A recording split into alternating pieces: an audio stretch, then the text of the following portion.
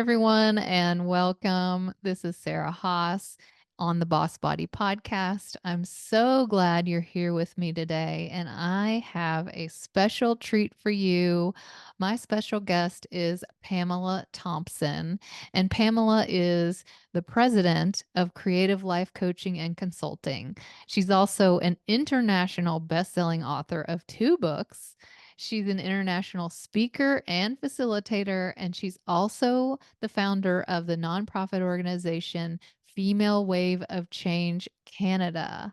Pamela, I'm excited to have you here because your work deals a lot with women who are in midlife and who are navigating difficult transitions. So I know exactly how that feels. I know a lot of my listeners know exactly how that feels. And these transitions can, really be something. It's a hump that we have to get over, but there's so many gifts that come along with these transitions. And I'm excited to have you here to talk about your story and all the things that you have faced and overcome and the amazing wisdom that you have gleaned from these experiences and how you share these now with other women. So, welcome. I'm so happy you're here. Thank you for being here. Well, thank you, Sarah. I'm excited to be here and looking forward to our conversation.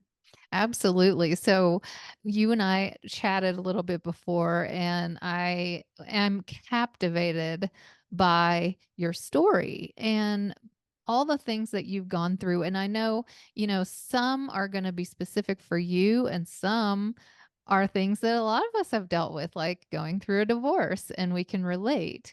And I feel like we can always learn from other people's experiences, regardless of if it's something that you've dealt with or not, because you can always see a little piece of yourself in that. So, if you would just tell us a little bit about you and your story, and then how you are using the wisdom you have received through your experiences to help the women that you coach.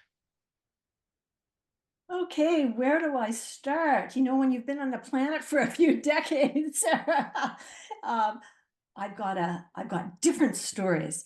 I guess if we focus on change and transition, I've done a number of things in my life. I'm one of these people who, when I had a real job, I averaged about 3 hours, 3 hours, not 3 hours, 3 years in a real job. And then I'd say, okay, I've learned everything I can. So what's next? And I'd either put it out to the universe and say, what should I do next and wait for the messages to come? Or I'd think, okay, I really want to start doing international work. Who do I know? Invite them for lunch and then get ideas from them in terms of who in the network would be a good person to approach to start doing international consulting when I was doing domestic, for example. So I'm someone who's experienced a lot of change and transition. And I had a business coach in 2007, 2008. Her name's Christine Comafort. She was very, very good. And I was setting up a coaching business at the time. And I had a network of coaches in Canada and the States, and we were coaching people through a variety of life transitions. But initially, I had this creative healing center on the web. So it was virtual, and it integrated the health promoting and healing benefits of the arts with the neuroscience, with coaching and coaching people, right? And alternative modalities as well. And Christine was the one who said, Pam, do you know anything about transitions? And I'm like, yeah. So that sort of sparked me to think, okay, yeah. So she sort of put the light on to help me more focus my business on coaching people through a variety of life transitions. So I had a bunch of coaches in Canada and the States. We were doing this. And then what happened is I've had several consulting businesses from since the early 1990s and a coaching and consulting business. And I was really missing the international consulting about 18 months in to the coaching, to my coaching people through a variety of life transitions. I'm telling you this story because I think it'll help people understand have a diversity of experience, but also a diversity of interests. So I was taking this body-centered coaching program because, as many intelligent women, often society values us for our left brain and our logic and our analytical skills. And I realized it was time to bring my creative side, my more feminine side, my intuitive side, my emotionally intelligent side up to dance with the masculine. And so I thought, you know what? I want to study body-centered coaching. Met this woman, took her program on via teleseminar, and it was the last class. And she was wanting someone to demo a decision-making process using our body-centered wisdom. And no one was putting their hand up. And I said, well, I'll do it if no one else will. So she said, find a line on the floor. Think about something that you really want. Now notice if any fears, any negative self-talk come up, and imagine each of those fears or negative emotions as rocks in a knapsack on your back. You just feel the weight of them all. Now release them and let them go. And cross that line however you feel you want to cross it. You can leap across it, you can walk across it, you can step across, whatever you want to do, and say aloud what you want. And I leapt across that line, Sarah, and I said, I want to play big. Within 2 weeks, I received an email offering me to throw my hat into the ring for one of 3 senior level positions, consulting positions in Afghanistan. And this was middle of August 2010. Within 2 weeks, as I say, I got this email. I talked to my partner and I said to him, this is something I've wanted to work in Afghanistan for a while. Will you support me? It was a 9-month contract in Kabul. It wasn't an in-out. It was like, and he said, whatever you want to do, Pam, I will support you to do this. So within a week, I emailed them back and I said I was interested particularly in one position that had my name written all over it. And then within another week or so, by mid-September, I was part of the interview process. By mid-October, I was on the ground. It was that fast. And it was one of these life-changing positions that brought together my coaching skills with my consulting skills, and also my ability to work and connect with Muslim men and work in really diverse cultures. But the challenge was it was a war zone. It was October 2010. I ended up staying for 13 months to November 2011. And it was life-changing, and it was also a very incredible situation to be in. That is almost unimaginable to a lot of us. And to say it was a challenge, that's a bit of an understatement. But what I love about you is your thirst for knowledge and for experiences and your openness to be a lifelong learner, because most of us in, midlife have kind of come to the conclusion that you really never get there. You never really know it all. I keep waiting to just figure out, when am I grown up? When am I an adult? And you really start to realize that you don't really ever get there.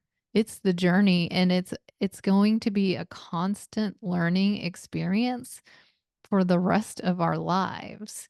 And you have alluded to it a little bit, but you have traveled extensively throughout your life and worked in all kinds of countries and on all different continents. That's right, I have. I've been fortunate. I've had the opportunity to live and work on 5 continents. I've managed huge international development projects in the health sector in places like Pakistan and Nigeria. I've lived and worked in places like Colombia, Turkey, Afghanistan, just, yeah, a number of places. And I'm always interested and curious to learn from others and what makes them tick. At one point, I almost did a doctorate in anthropology, but then I realized I didn't want to stay in the mountains of some tribal village for 5 years and study a culture. It was too narrow. That said, I'm fascinated by people and cultures and what makes them tick. Yeah. Yeah, and so all these life transitions that you have gone through, you've basically reinvented yourself numerous times career wise. What about in your personal life as you're coming to midlife and even before that? We all go through these major life changes, some of them planned, some of them not planned. Can you speak to that a little bit? Certainly, yes. I am divorced, and then I found the love of my life, who I'm with now, and I've been with for 17 years. Um, I'm also I burnt out after working in Afghanistan. I worked for an international nonprofit, and it was crazy, the scope of work, and it kept creeping. And I ended up at the end of 2012 turning down a consultancy for the next year, an extension of it. And they said, Pam, like you know us, why? And I said, because I want to create more balance in my life in 2013. And at that time, I had no idea what that meant or what that was going to look like. So I started like 2013, totally resting 10, 12, 13 hours a day, reconnecting with friends and family because I've been traveling so much, studying mindfulness. And then about 5 months in, I started to feel better after going through a naturopath.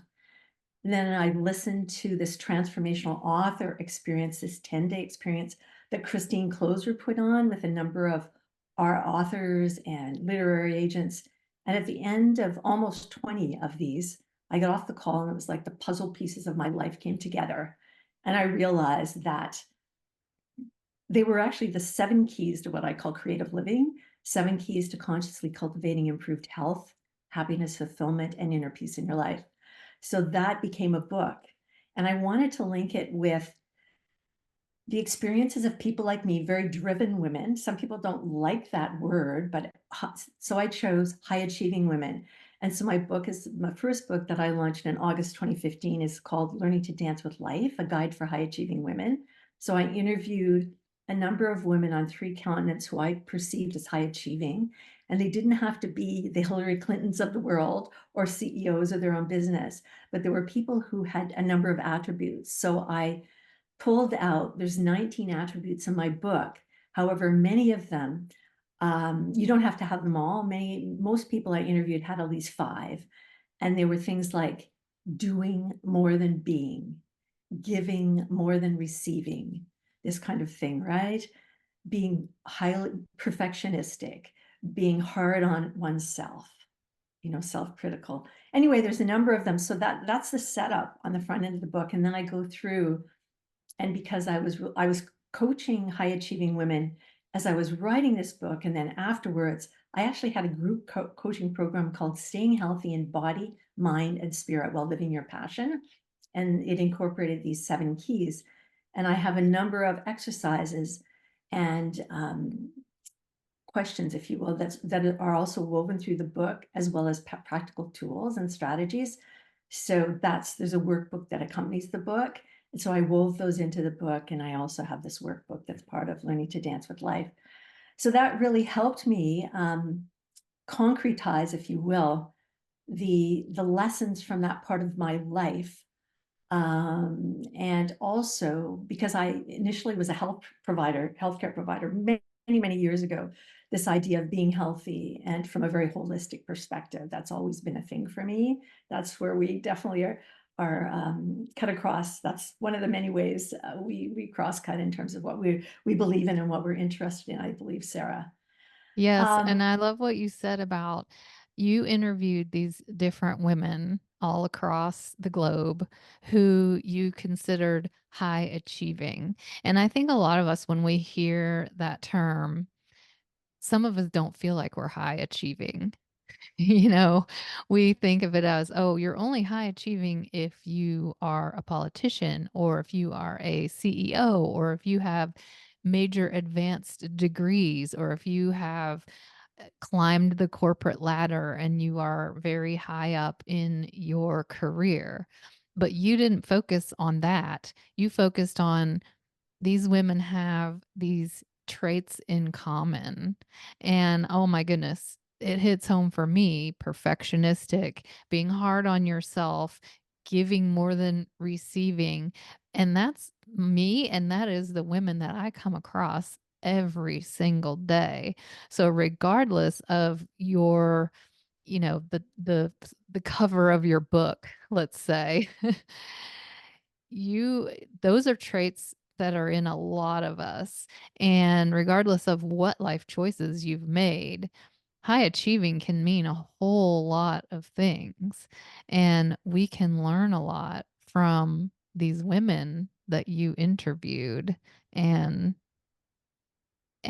all the things that they went through and what they learned. And now they can share that wisdom with us. Yes, and perhaps I should have called it a guide for driven women. But again, I didn't feel like that really rang. I thought that was sort of a negative term, but I don't know. Is that more attractive to you than high achieving? I don't know.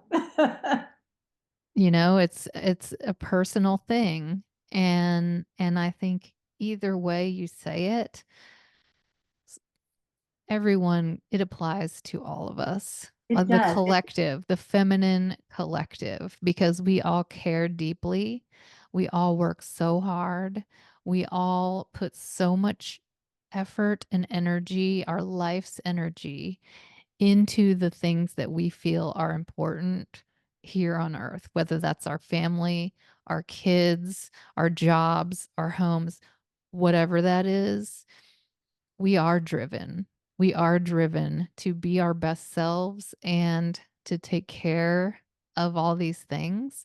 And one of the things I talk about so much in my health coaching process, in my health coaching practice, is how we end up neglecting ourselves in the process. And we don't take a step back for that self care. So I love what you said after you were traveling extensively. You took some time, some rest, and some time to go inward and focus on mindfulness, and you were taking classes and doing things to help fill your cup up again. And I think that's one of the missing pieces for so many of us. It's very true. And I guess I feel blessed that I was able to take that time because it's very scary when you're self-employed to say no to a consulting gig and say, no, I'm just going to take like 5, 6 months off and turn down work, right? But I knew in my body that I was just like a lemon that had been squeezed dry. I was just exhausted. And I knew I just had to listen to my body. So that's the other thing, reflecting on my life. I've always listened to my body, whether or not I knew it consciously or not. Like when I'd reach a point in a position, I just knew when it was time to leave. Just like recently when I let go of, handed over the reins of this nonprofit I'd founded about 3.5 years ago. It was a passion project and I loved it, but I just knew my time was done there. And fortunately, I found some amazing two women to take over. And I knew that I wanted to open up space to write my third book. And this is what I'm doing now. So it's like I really listen to my body and it always works out, even Yeah, though and at the it's not time, just your body. You said you were leaning into your creative side, your feminine side, your intuitive side. And that's I right. think that's so important for women to hear because, like you said, everyone feels like the logical, the taking action, the left brain is what gets us to where we, quote, want to be or should be in life. But in leaning into that other side of us, we're able to see what it is we really want because we get one shot. We get one shot. And if you're in midlife, it's time to really take a look at what do you want the second half to look like? Because my mantra here lately has been if not now, when? And I love that visual exercise that you did where you looked at the line on the floor and you cleared your mind and said, "What is it that I want?" Because that helps you look past the obstacles and not think about the how, just think about the what first. That like gives you that freedom. It gives you that permission to look at what is it that I really want. And then you imagined all those obstacles in the way as the rocks that are weighing you down. And you just visualizing something like that is so powerful because you can lay that down. And then in doing so, you have told the universe, this is what I want. And these other things that appear to be in my way, the universe is more powerful than those obstacles. And if you put it out there and you declare it, that's what the universe is going to reflect back to you. Totally. That's totally. And in 2 weeks now, things, boom, like it was that when I explained the process and it was so quick. It was so fast. And I didn't even say what playing big would look like. But as soon as I got that email, I thought, this is it.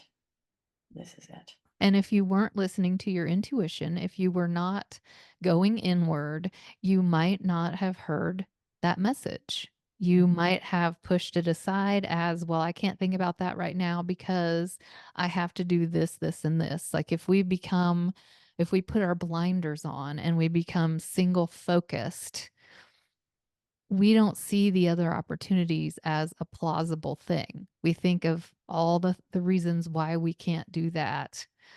And then that holds us back. That holds us back from our full potential and from living the life that we want, not achieving it necessarily, but allowing it to come to us. Totally. And I guess one of the things, and I don't know, I think I've been gifted. I think we're gifted through our parents. My mother was someone who was very optimistic. Sadly, she died of metastases from breast cancer when she was only 62, so a number of years ago. But she was also always optimistic, very optimistic person. So I believe I inherited that part from her. So I don't tend to see all those obstacles. I just sort of focus on, okay, this is what I want, right? And I guess that's why I actually, over a year ago, designed this group coaching course on reinventing yourself, but I haven't launched it yet. It's on the back burner and I'm like, okay, I'm writing this book now. I really need to focus on this. However, what I discovered, because I distilled my work and my lessons from the last, more than 3 decades, and I identified that there's 4 ingredients that you need to reinvent yourself. And one is mindset, what Carol Dweck would call a growth mindset, where you're optimistic and you believe that you can reinvent yourself. Also, if you are, as I mentioned, by nature an optimistic person and you're flexible, these are also good qualities. So then the next thing of support, having support, as we know from friends and family, is really important when we're embracing change or trying to start something new. Then tools and processes to support your process. And that's why I created my Art of Change framework, which is a 5-step framework that is based on the metaphor life is a dance and underpinned by the belief that embracing change is a creative process that opens us up to new possibilities, that helps people as they move through change to understand it, how they respond to it, and then gives them a process to walk through and change themselves from the inside out.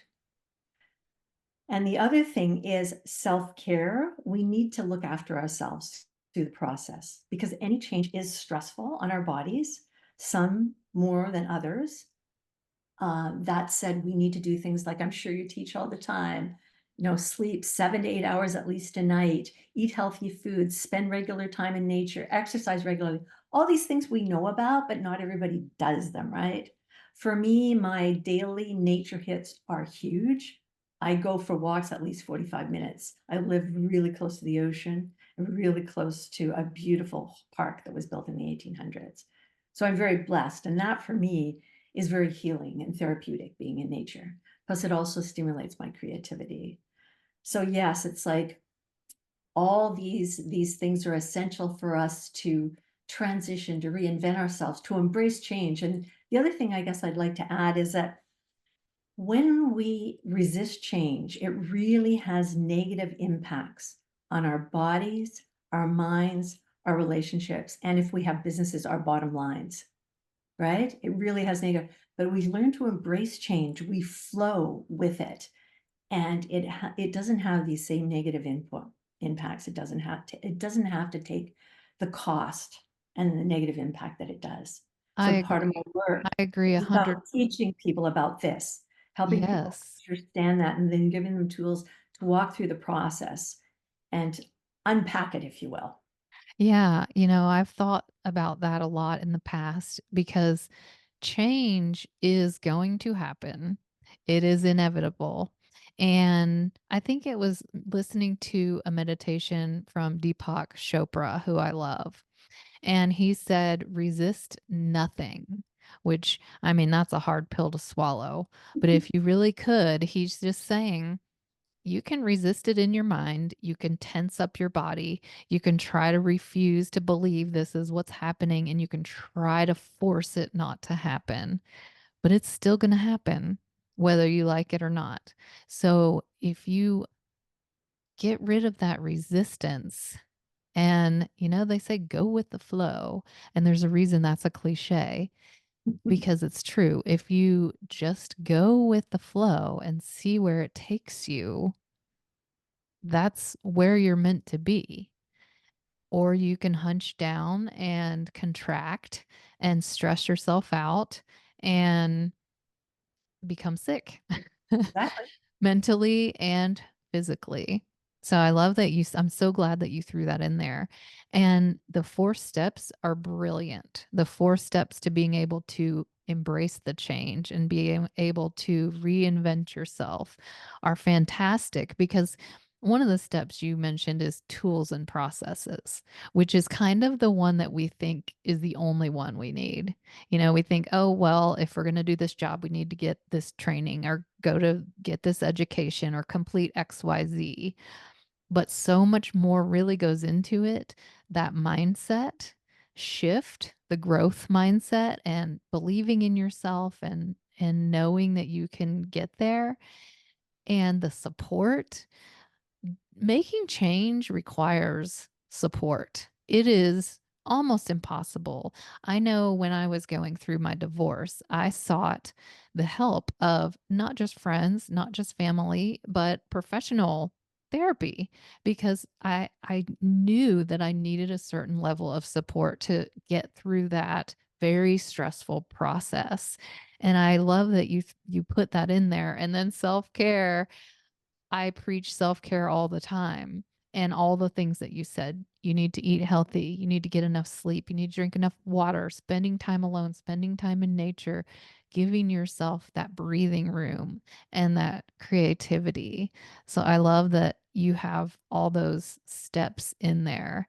And I want to go back really quick to you mentioned that you have a 5 step The Art of Change framework. And you are offering that as a free download to anyone listening, which is amazing. And I'm going to make sure that I put a link to that in the show notes and the comments so that anyone who is, well, everyone is looking at change in their life. And I know that your insight and your wisdom can help give us kind of a little boost, a little jump start into being able to navigate those transitions. And I was also going to mention that people can find you at Thompson.com if they want to read more about you and more about your work.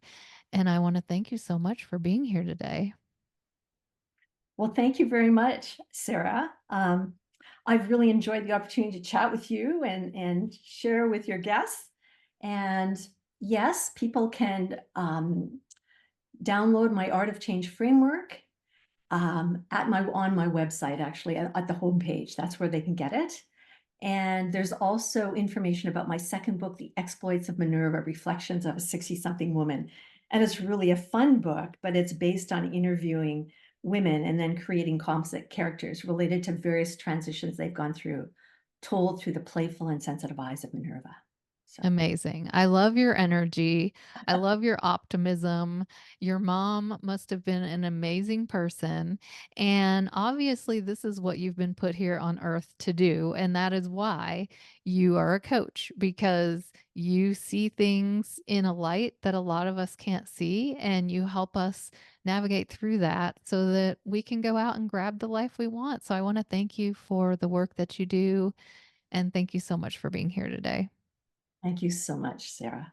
Really And appreciate thank you all for listening. We're honored that you've chosen to spend your time with us here today. And until next time, I will see you then.